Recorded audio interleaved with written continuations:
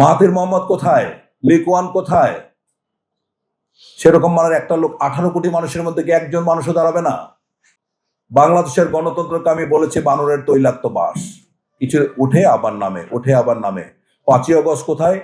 সেই বাস একেবারে গ্রাউন্ড জিরোতে চলে গেল, তাই না? তাহলে গণতন্ত্র যদি তৈলাক্ত বাস হয়, তাহলে রাজনৈতিক দলগুলি বানরের ভূমিকা আছে। 10 বছর পর পর যখন একটা দল ক্ষমতায় আসে, 5 বছর পর পর কি ভূমিধস বিজয় নিয়ে আসে।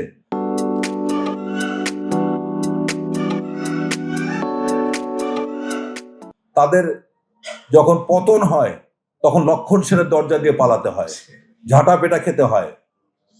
আপনারা কেমন নেতৃত্ব দেন?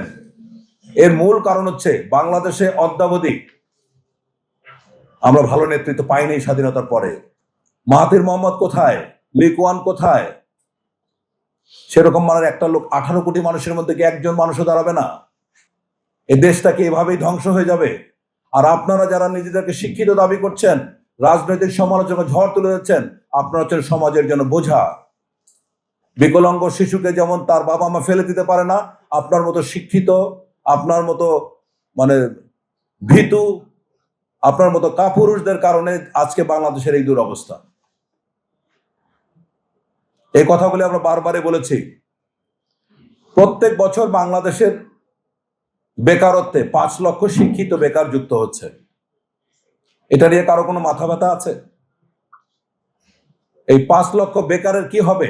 তার মাস্টার্স ডিগ্রি, অনেকে পিএইচডি করে ঘরে বসে আছে। কারো কোনো মাথা ব্যথা আছে সেটা নিয়ে? আমরা এগুলি নিয়ে কাজ করতে চাই।